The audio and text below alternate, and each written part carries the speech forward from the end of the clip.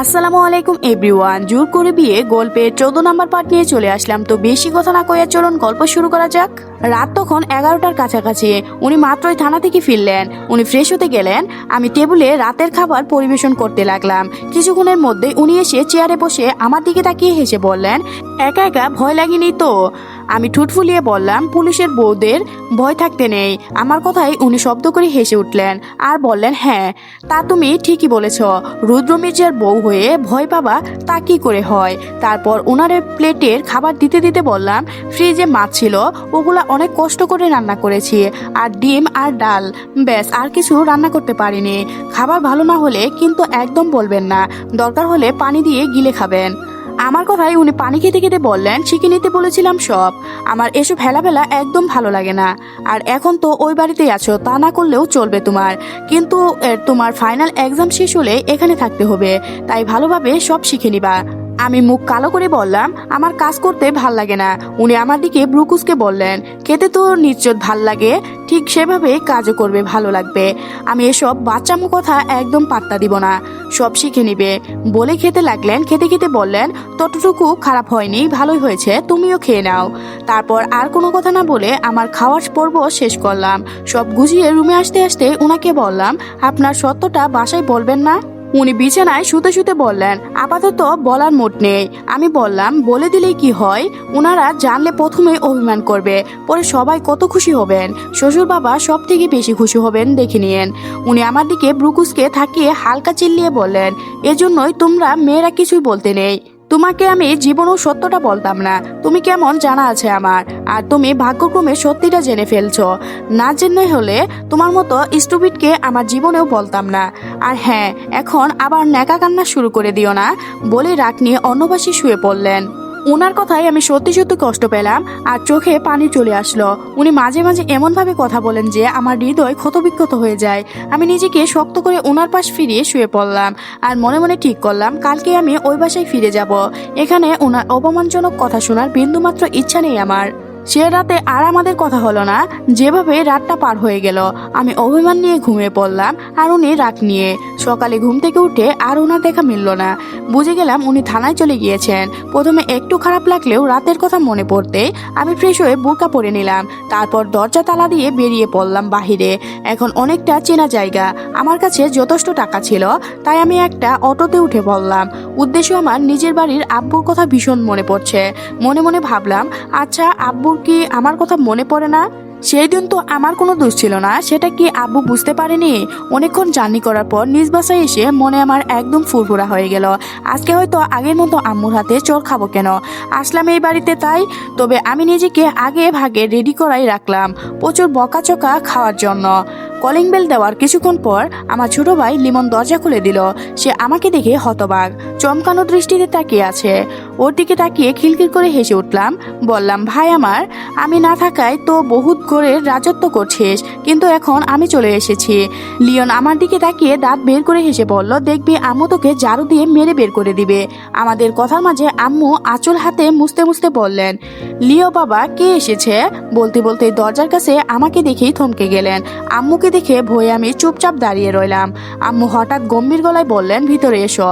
আম্মুর কথা শুনে খুশি হয়ে উনাকে জড়িয়ে ধরলাম, তবে উনি ধরলেন না। আম্মু আমাকে ছাড়িয়ে বললেন, হঠাৎ এখানে আসা, বের করে দিয়েছে নাকি তারা? আম্মুর কথায় আহত দৃষ্টিতে উনার দিকে তাকিয়ে বললাম, আম্মু আমার তোমাদের কথা ভীষণ মনে পড়েছিল। আজ কোনোভাবেই নিজের আবেগকে কন্ট্রোল করতে পারিনি, বের করে দিবে কেন? আমি সেখানে অনেক অনেক ভালো আছি আম্মু, ওনারা আমাকে ভীষণ ভালোবাসেন। আর আম্মু জানো, আমি না সব কাজ মোটামুটি শিখে নিয়েছি বলে কেঁদে ফেললাম। আম্মু কিছুক্ষণ আমার দিকে তাকিয়ে বললেন, আজ এসেছো এসেছো, আর কখনোই আসবে না। ভালো আছো সেটাই অনেক, আর সেখানেই থাকবে। আর হ্যাঁ, লিওনের আব্বু আসার পর ওনার সাথে দেখা করে চলে যাবা। আমি মুখ কালো করে বললাম, আমি এখানেই থাকবো, এটা আমারও ঘর। আম্মু রেগে বললেন, এটা তোমার ঘর না, তোমার স্বামীর ঘর হলো এখন তোমার আসল ঘর, তাই এখানে থাকার কোনো প্রয়োজনই নেই তোমার। আমি ধরা গলায় বললাম, আজকে রাতটুকু কি এখানে থাকতে পারি? শুধু আজকের রাত, কালকে আমি ফিরে যাব। আম্মু কিছু একটা ভেবে বললেন, ঠিক আছে, তবে সকালে সূর্য ওঠার সাথে সাথেই বিদায় হবে। আমি কান্নার মাঝে মুচকি হেসে বললাম, ঠিক আছে। দুপুর গড়িয়ে বিকেল হয়েছে মাত্র।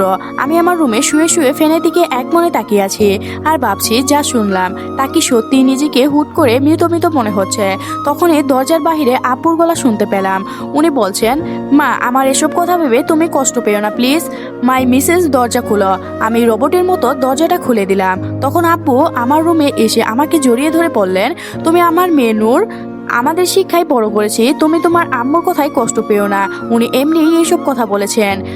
আমি রোবটের মতো দাঁড়িয়ে রইলাম, তবে কিছু বললাম না। অতীত আমি আব্বুর বাসায় আসার কয়েক ঘন্টা পর আব্বু বাসায় আসলেন। আমার বাবা মেয়ে অনেক কথার পর একে অপরকে দেখে অনেক ইমোশনাল হয়ে গিয়েছিলাম। তারপর আমরা অনেক কথা বলার পর লাঞ্চ করে নিলাম সবাই মিলে। কিন্তু দুপুরে খেয়ে দিয়ে ঘুমাতে এসেছিলাম। কিন্তু আব্বুকে মারিয়া প্রেগনেন্ট সেটা বলতে যেতেই দরজার সামনে গিয়ে কিছু একটা শুনে আমি থমকে গেলাম। দরজাটা লাগানো ছিল, তবে লক করা নয়, তাই সব কথা স্পষ্ট করে শোনা যাচ্ছে। মনে হচ্ছিল ওনারা আমাকে নিয়ে কিছু ঝগড়া করছেন। তবে আম্মু রেগে আব্বুকে বললেন, পরের মেয়ের জন্য তোমার এত দরদ কেন? কই আমার ছেলের জন্য তো এত দরদ নেই। নাকি পুরনো প্রেমিকের মেয়ে বলে এত দরদ? মেয়েটাকে কালকেই বিদায় করবে, না হলে এই ঘর ছেড়ে আমি বের হয়ে যাব।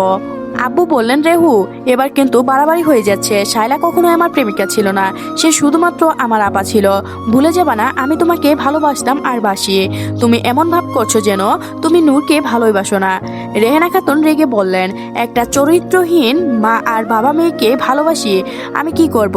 ওই মেয়েকে কালকেই বিদায় করবে। অনেক তো লালন পালন করলাম ওই পাপীদের সন্তানকে, আর কত? আর যে পারি না, ওকে দেখলেই আমার অতীতের সব কথা মনে পড়ে যায়। লিয়ান জামান রেগে ওনার ওয়াইফের গালে চল লাগায় আর বললেন, তুমি আর মানুষ নেই। রেহেলা খাতুন, ভেবেছিলাম তুমি মেয়েটাকে ভালোবাসো, কিন্তু না, আমি ভুল ছিলাম। হ্যাঁ, সে আমাদের মেয়ে না, শায়লা আপার মেয়ে। আর রাহান চৌধুরী মেয়ে তো তাতেই কি, আমরা ওকে বড় করেছি আমাদের শিক্ষায়, তাই ও আমাদের মেয়ে। ওনার সব কথা শুনে আমার দুনিয়া থমকে গেল। আর আমি সেসব কথা না নিতে পারে জ্ঞান হারিয়ে ফেললাম। যখন আমার জ্ঞান ফিরে তখন আমি আব্বুর রুমে নিজেকে পাই। উনি কান্না করছেন আর আম্মু দরজার কাছে দাঁড়িয়ে কান্না করছেন। আমার তখনই সব কথা মনে পড়তে মন আমার বিষ হয়ে গেল। কি বলবো কি করব বুঝতে পারলাম না। মানসিকভাবে একেবারে ভেঙে পড়লাম। কান্না করতে ইচ্ছায় হলো, তবে কাঁদতে পারছি না। আহা, কাঁদতে চাইলে যে কাঁদতে না পারায় কষ্টটা আমি সেই দিন বুঝেছিলাম। নিজেকে সেই দিন আমার পাথরের মতো মনে হয়েছিল। আমি আব্বুর দিকে তাকিয়ে স্বাভাবিক গলায় বললাম, আমার আসল বাবা মা কে আব্বু? আমার কথায় আব্বু শব্দ করে কেঁদে উঠলেন আর বললেন, প্লিজ মাই প্রিন্সেস, এবার বিশ্বাস করে নাও তুমি আমাদেরই মেয়ে। আমি আবারও স্বাভাবিক গলায় বললাম, আব্বু শাক দিয়ে আর মাছ ডেকে লাভ নেই, আমি সব শুনেছি আর আমি সত্যিটা জানতে চাই। আমার কথার মাঝে আম্মু বলে উঠলেন, তুই একজনের মেয়ে, ব্যবসাকারীর মা, আর একজন দুশ্চরিত্রা বাবার সন্তান। বলে উনি আমার সব কালো অতীত বলতে লাগলেন। আমি নিজের কালো অতীত জেনে বিষণ্ণ হলাম। ঘৃণার আগে দুঃখে আমি কেঁপে কেঁপে উঠছে। মনে হচ্ছে হয়তো এখনই আমার শ্বাস বন্ধ হয়ে যাবে। এসব মিথ্যা হয়ে যাক সেটাই তখন মনে মনে ভাবছিলাম। আমি আর কথা নাগুলো শুনতে পারছিলাম না, তাই ওনার দিকে আর না তাকিয়ে নিজের রুমে চলে আসলাম। এখন আমার কি করা উচিত বুঝতেছিলাম না, কিন্তু ভীষণভাবে ইচ্ছা হচ্ছিল মরে যেতে।